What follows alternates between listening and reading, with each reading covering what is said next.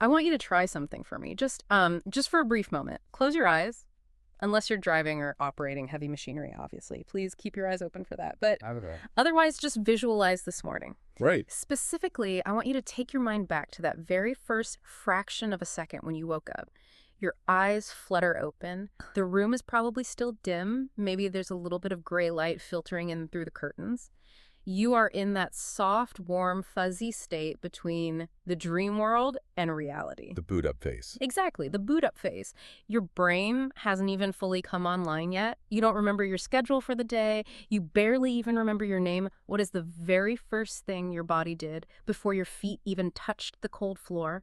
Before you turned to say good morning to your partner or checked on your kids or even let the dog out? Well, I think for the vast majority of people listening right now, and I am absolutely including myself in this because I am not immune to it, Yeah. the answer is totally instinctive. It's almost a reflex, like breathing. The hand moves, it slides out from under the warm covers, snakes across the sheet, and just reaches out to the nightstand. It's searching. It's like a magnet.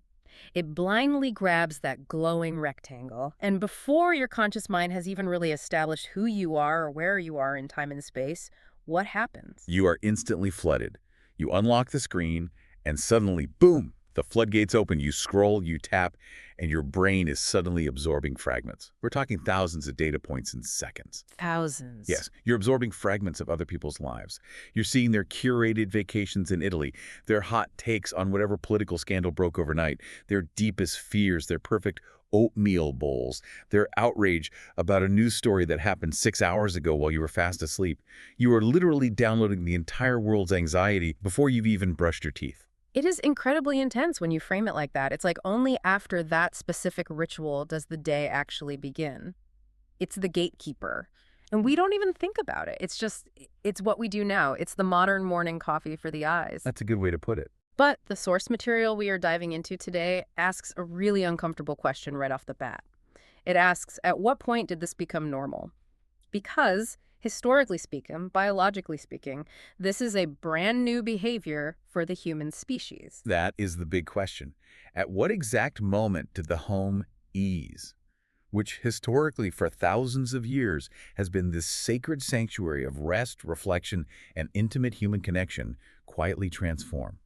It has turned into a space of constant digital surveillance and mental occupation. And the crazy part is, we invited it in. We happily put it on the nightstand. We plug it in right next to our heads. We're talking about a scenario where you can be physically sitting at the dinner table with your family. You are there. Your physical body is in the chair. You're passing the peas, serving the roast, but your mind is trapped in a completely private digital universe. You're physically present, but mentally you are in an argument on Twitter, or you're shopping for shoes, or you're watching a 15-second video of a cat falling off a ledge. And that is the core tension we need to explore in this deep dive. This isn't just a conversation about bad manners at the dinner table. Right, it goes way deeper than that. Way deeper.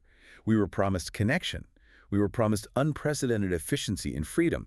We were told these devices would make us superhuman, that they'd give us the entire world's knowledge at our fingertips.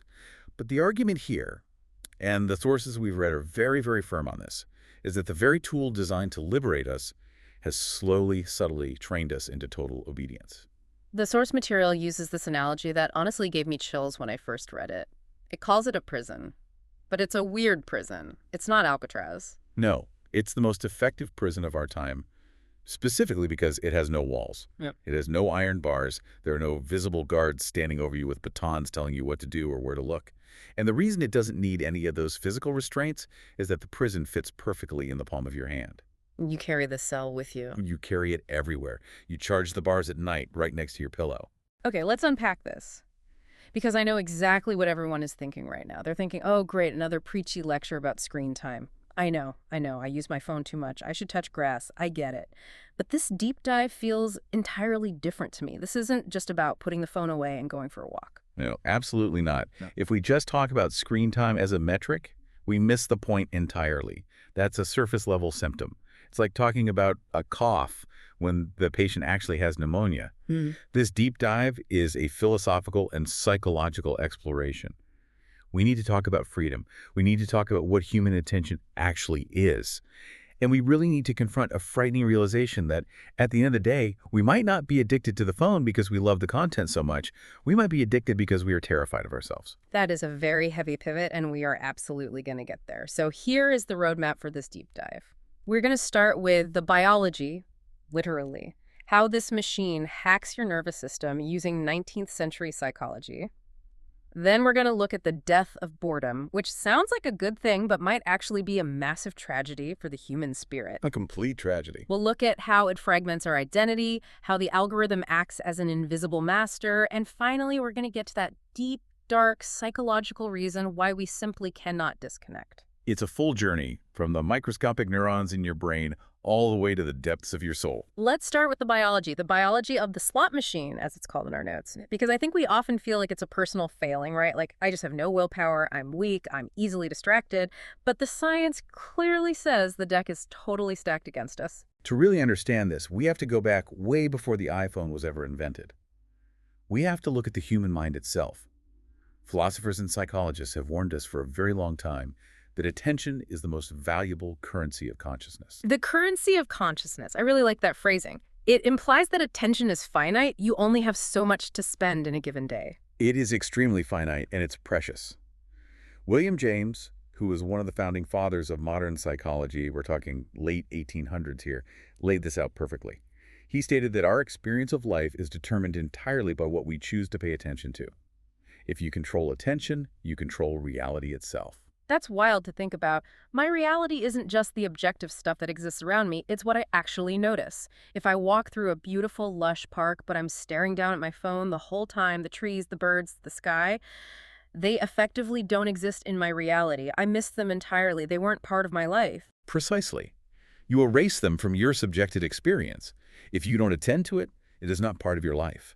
And that profound philosophical insight that attention fundamentally shapes reality has now been converted into a trillion-dollar business model. Inside our homes right now, the phone isn't just a communication device anymore. It is functioning as a literal extension of your central nervous system. Okay, explain that a bit more. How is it an extension of my nervous system? That sounds like some sci-fi cyborg stuff. Think about a notification, a buzz, a ping, a slight vibration in your pocket. It functions like a tiny electric shock. It trains us to respond instantly. Each vibration or sound activates ancient, hardwired survival circuits in your brain. These are the exact same systems that 10,000 years ago were responsible for detecting a predator snapping a twig in the bushes or a sudden opportunity for food. So when my phone buzzes on the counter, my primitive lizard brain is basically screaming saber-toothed tiger or berries. Exactly. It triggers a massive alert system. Pay attention. Something just changed in the environment. And this brings us to a huge misconception about dopamine. People always say, oh, I'm just scrolling for the dopamine hit, and they think dopamine is about pleasure, like eating a piece of rich chocolate or feeling the warm sun on your face. But neuroscience tells us that dopamine isn't actually about pleasure at all. It's about anticipation. Wait, really? It's not the reward itself? It's not the good feeling of getting what you want? No, and that's the insidious trick of it. Dopamine is the chemical that pushes you to seek. It is released when we anticipate a reward, not necessarily when we get it. Every notification promises something new. It might be a text from a crush. It might be an urgent work emergency. It might be a hilarious meme. Or it might just be spam from a clothing store. It rarely delivers lasting satisfaction. But the mere promise that it might be something good is enough to trigger that chemical cascade. It's the chase. It's that visceral feeling of, ooh, what's that? It is entirely the chase. And this isn't accidental design. The source material highlights technology insiders, people like Tristan, who used to work at Google. They've been very open and vocal about this. These platforms are deliberately engineered. They use mechanics like infinite scrolling, algorithmic feeds, and unpredictable rewards to keep that specific dopamine loop firing constantly. Unpredictable rewards. That sounds exactly like gambling. That's the casino model. It is the exact mechanics of a slot machine. Oh, okay. This goes all the way back to B.F. Skinner, the famous behavioral psychologist. He demonstrated decades ago that variable rewards are the single most effective way to condition behavior in animals and humans. Can you break down variable rewards for us? Because I think this is absolutely key to understanding why we cannot stop checking these devices even when we consciously know there's nothing new there. Sure. Imagine you have a lever, just like a slot machine arm. If you pull that lever and you get a treat every single time, totally predictably, you eventually get bored. You know exactly what's coming. The mystery is gone. The anticipation fades. But if you pull the lever and sometimes you get nothing, sometimes you get a very small treat, and very, very rarely you hit a huge jackpot, you will pull that lever until you starve to death. Because the brain is desperately trying to find the pattern. Yes, we are fundamentally pattern-seeking machines. We want to solve the puzzle. And when the pattern is intentionally random, we check compulsively. We pull down to refresh the email again. We swipe down on Instagram again. We wait for the next hit. We check because we might find something. That is terrifyingly accurate. I mean, I do that zombie check all the time. I pick up my phone, unlock it, swipe through 3 apps, Instagram, email, Twitter, and block it again. And if you ask me literally 5 seconds later what I was looking for, or even what I just saw, I couldn't tell you. My brain was just empty. That's the conditioning in action. You are the pigeon in Skinner's box. You are pulling the lever just to see if the light blinks. Now bring that concept back to the space of the home.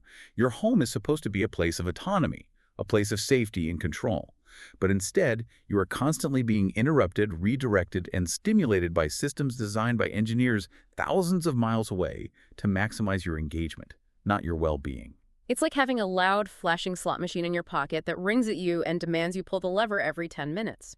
So is it fair to ask the question, is this still a tool, or has it become our master? That is exactly the question the source puts to us. How often do you truly choose to use your phone with a specific conscious purpose in mind versus how often do you respond automatically without any conscious decision at all? If the answer leans towards automatic, the hierarchy is entirely flipped. The tool is using you. This moves us seamlessly into the next big area of our deep dive, the culture of it all. Because it's not just pure biology, right? There's an immense social pressure to be on. We've moved from the biological wiring to the cultural software. Right. We move from the biological wiring, the dopamine and the neural pathways to the crushing cultural expectations. Yeah. Modern life increasingly demands relentless productivity. It demands speed. It demands constant, unbroken availability. Oh, absolutely. The fear of missing out, FOMO. It's not just a silly teenage thing anymore. If I disconnect for a few hours on a Saturday, I feel actively irresponsible. Like, what if someone urgently needs me? What if I miss a crucial email from my boss and fall behind? What if a huge breaking news story happens and I'm the last person to know? The phone has become a symbol of relevance. To disconnect feels dangerous in modern society. It implies you aren't important or you aren't in the loop. But this constant, unbroken connection comes at a massive hidden cost: the death of boredom. The death of boredom. That sounds like a highly dramatic movie title, but I think most people listening would probably say, good, boredom sucks. Why would I want to be bored? Waiting at the DMV is terrible, staring at the wall is terrible. We've been heavily trained by modern society to think that boredom is a failure state. Like it means we aren't being productive. But let's look at the actual philosophy of boredom. Incredible thinkers like Sartre and Kierkegaard didn't view boredom as an enemy to be vanquished. They saw it as a vital doorway. A doorway to what, exactly? To creativity and profound self-awareness. Boredom is the specific state where the external world finally goes quiet enough for your internal world to actually speak. Think about it for a second.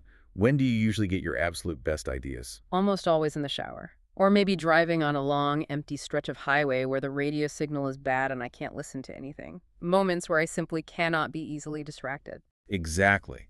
Moments where your brain is allowed to idle.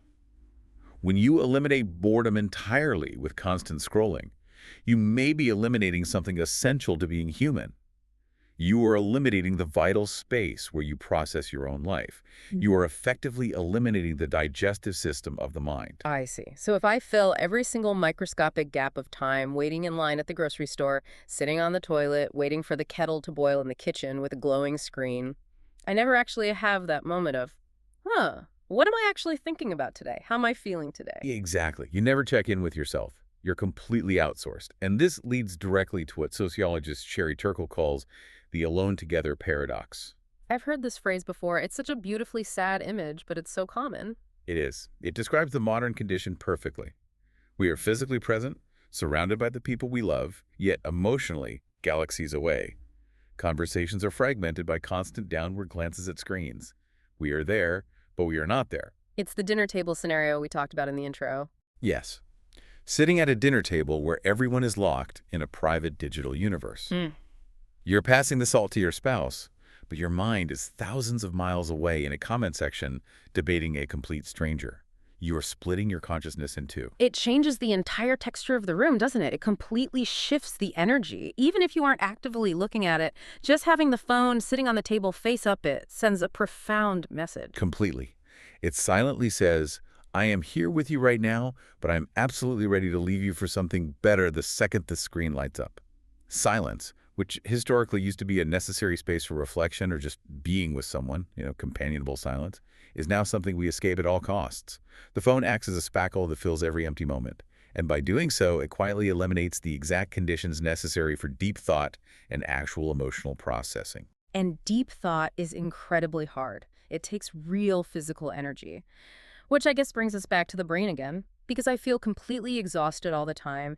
Even if I haven't done anything physically demanding, I can spend 3 hours on the couch just looking at my phone and feel like I just ran a marathon. That is a very common symptom of the fragmented mind, which is the next major section of our analysis. Let's talk about that. Why am I so physically and mentally tired from just looking at Instagram or reading the news? It's just pictures and text. It's supposed to be my relaxing downtime. It's a phenomenon called continuous partial attention. Neuroscientist Daniel Levitin explains this incredibly well. He talks about the concept of task switching.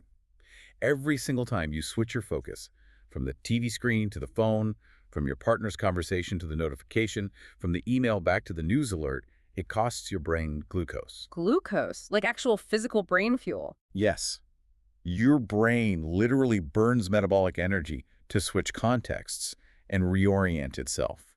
It exhausts the brain far, far more than sustained concentration ever does. If you read a challenging book for 2 straight hours, you might feel intellectually stimulated or pleasantly tired. If you scroll TikTok for 2 hours, you feel completely drained and hollow. So I'm just burning through my brain's energy reserves by flitting back and forth like a hummingbird. Yes. Each microscopic interruption carries a heavy cognitive tax.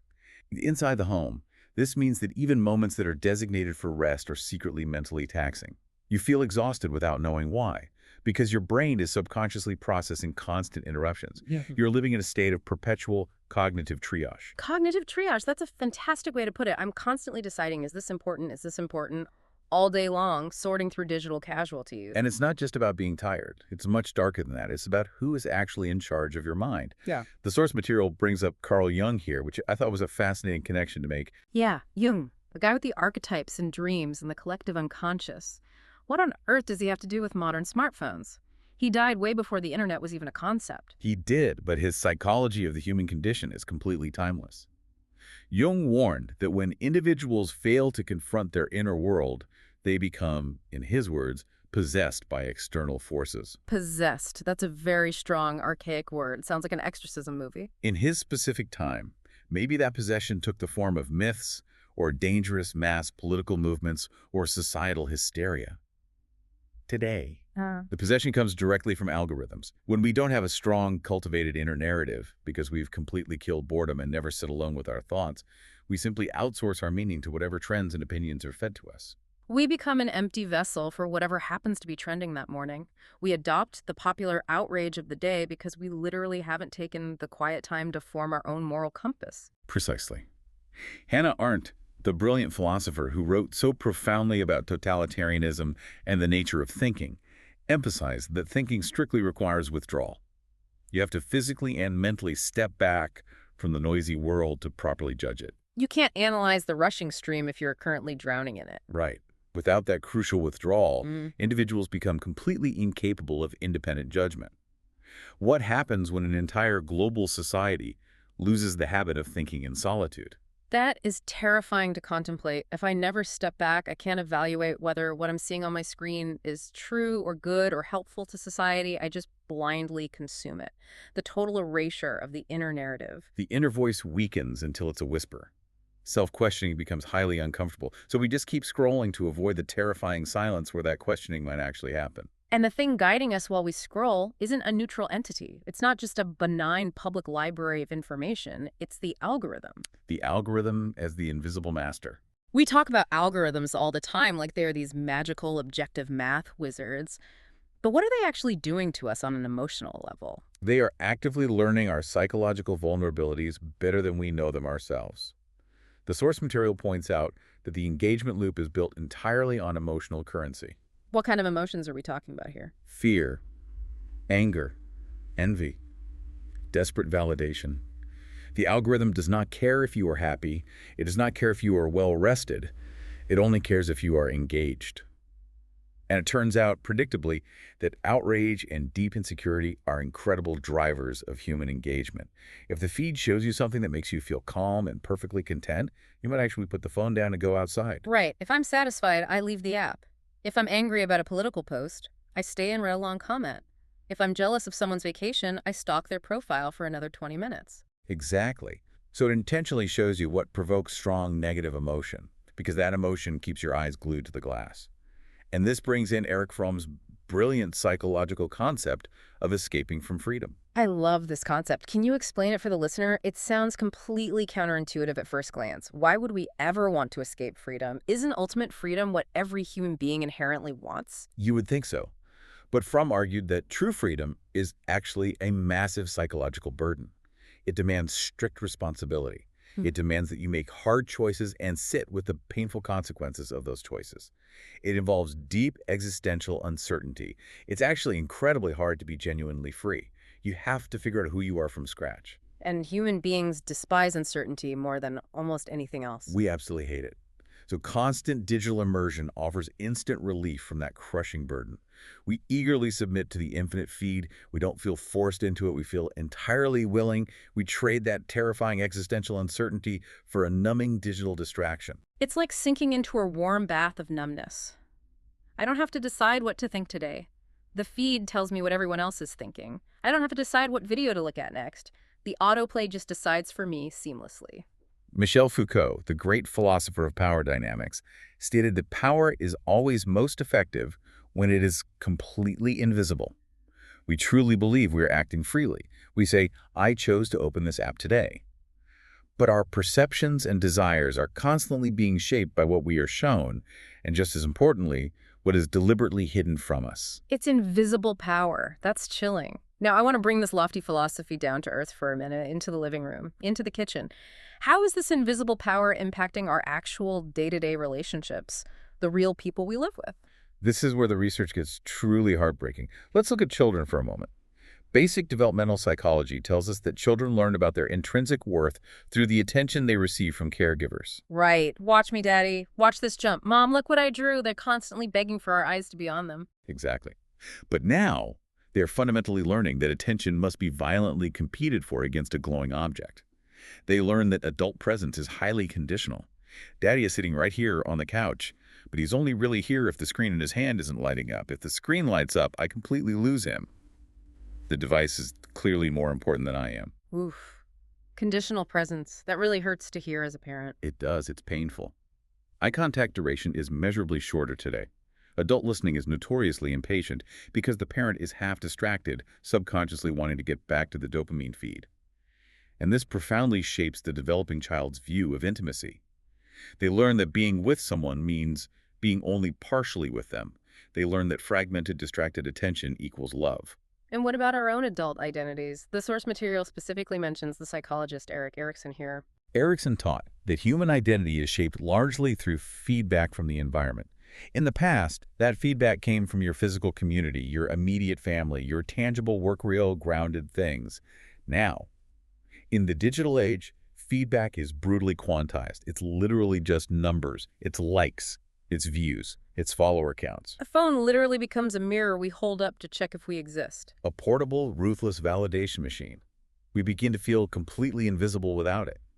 If I experience a breathtakingly beautiful sunset on a hike, but I don't post a picture of it online, did it actually happen? If I have a clever thought but I don't tweet it and get retweets, does my intellect even matter?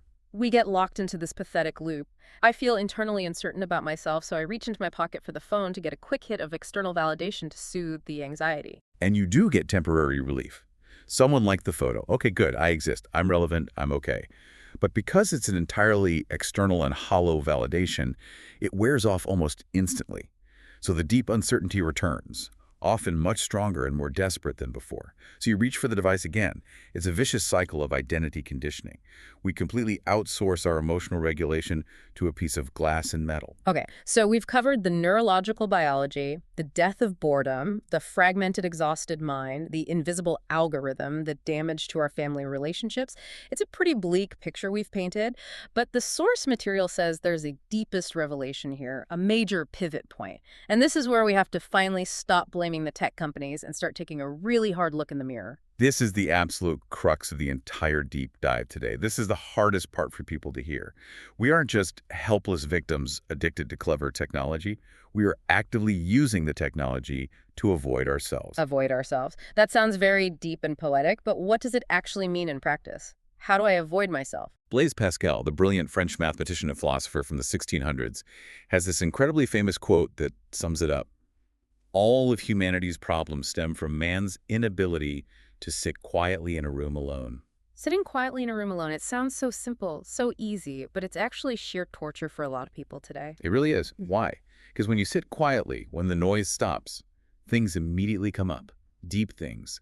Memories you've pushed down for years. Bitter regrets. Gnawing anxieties about the future. Fears about your health or your mortality. Martin Heidegger, another philosopher, called our normal state everyday absorption.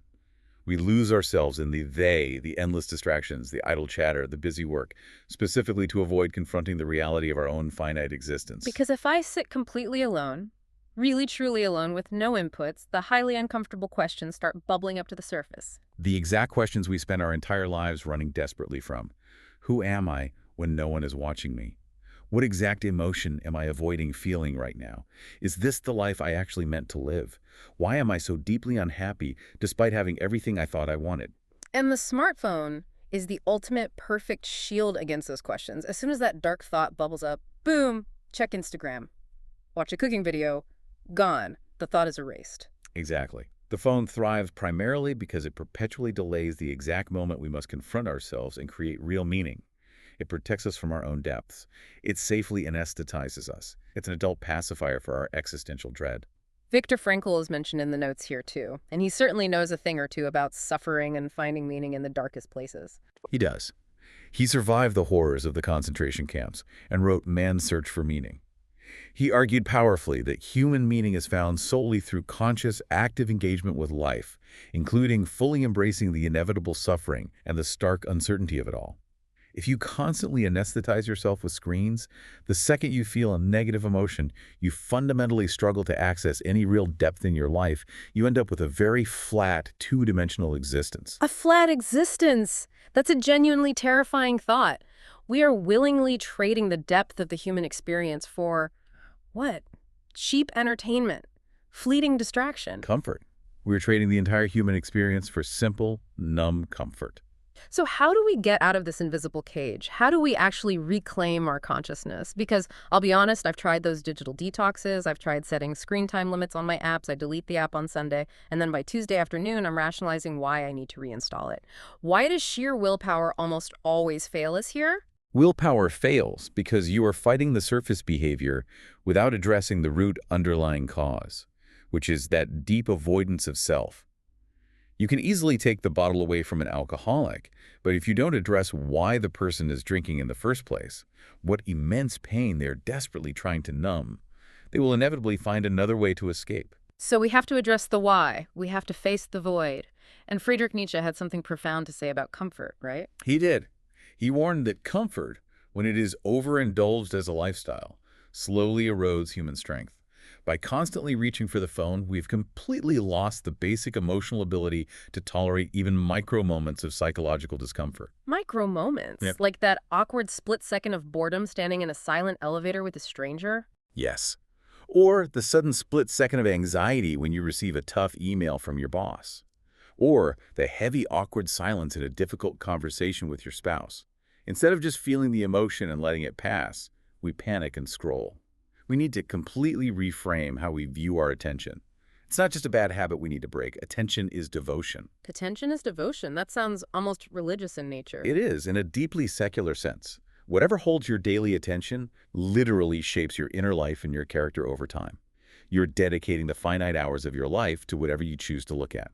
If you look at angry, polarizing political tweets all day long, you are literally devoting your life to anger. You become an angry person. Antonio Damasio, a prominent neuroscientist, showed that human consciousness is fundamentally tied to our bodily and emotional awareness. Yes, his research is vital here. When we constantly outsource our awareness to digital screens, we physically weaken our ability to sense our own bodies. We become total strangers to our own internal emotional landscape, and this disconnect frequently manifests as unexplainable irritability, a general emotional numbness, or that vague, lingering sense of restlessness, feeling off but having no idea why. Because we aren't inhabiting our bodies, we're floating in the cloud. So the real solution isn't just a life hack like put the phone in a lockbox at 8 p.m. It's vastly deeper than that. It's about the conscious restoration of hierarchy in your life. The phone must violently be demoted back to being a simple tool, not the master of your consciousness. And this requires something much, much harder than simple willpower. It requires profound courage. Courage. The courage just to put a piece of plastic down on a table. I know it sounds silly when you say it out loud, but yes, absolutely. The raw courage to feel intense boredom without instantly anesthetizing it. The courage to sit alone with gnawing anxiety without frantically escaping into a game. The courage to let a complex, difficult thought actually complete itself in your mind without immediately looking up a trivia fact or seeing what a celebrity thinks about it. The profound courage to just be totally alone with your own mind. Mihaly Csikszentmihalyi, and I hope I pronounced that correctly, talks a lot about flow, right? The concept of total immersion. You nailed the pronunciation. And yes, his work is the perfect antidote here. Deep human fulfillment doesn't come from a series of cheap dopamine hits. It comes from emotion, from entering a state of flow, not a state of distraction. We have to fundamentally relearn how to be fully immersed in our own physical lives, to be 100% there. To watch a brilliant movie without fact-checking IMDb halfway through, to eat a delicious meal and just taste the food without reading the apocalyptic news cycle. This brings us toward the end of our journey today, and the source material offers a really fascinating thought experiment for everyone listening. It asks, if your smartphone simply disappeared tomorrow, just magically vanished into thin air, what part of you would feel lost? That's the first part of the question, and it's illuminating. We'd all obviously feel lost in practical ways. We'd lose our GPS maps, our contacts, our cherished photos. We'd be highly inconvenienced for a while. But the second part of the thought experiment is far more interesting and probing. What part of you might finally feel free? What part of you might finally feel free? That is a massive question worth sitting quietly with tonight. And there is a practical step provided here too. It's deceptively simple, but incredibly hard in practice. It is. The ultimate challenge for you is this. The next time you are sitting at home and your hand inevitably moves toward the phone completely without intention, you know that exact zombie reach we talked about, that invisible magnetic pull. Just pause. Just pause. Don't violently fight it or shame yourself. Don't fight it at all. Just pause. Literally freeze your hand in midair. Take a deep breath. And in that tiny gap, ask yourself, what am I actually feeling right now in my body? What exactly am I looking for in this glowing box? Actively reconnect with the self. Am I just lonely right now? Am I deeply bored? Am I feeling anxious about tomorrow? Because it's exactly in that tiny, uncomfortable pause that human freedom actually lives. As the source beautifully concludes, freedom begins where attention returns. That is our final provocation for you on this deep dive. Tonight, if absolutely no one were watching you and no algorithm was validating your existence with likes, who would you actually be inside your own home? That is a fundamental human question you simply cannot answer with a Google search. You have to find it yourself. And on that profound note, we're going to leave you to ponder that exact question in the silence, hopefully without reaching for your phone the second this audio ends. Thank you so much for joining us on this deep dive. Stay conscious out there.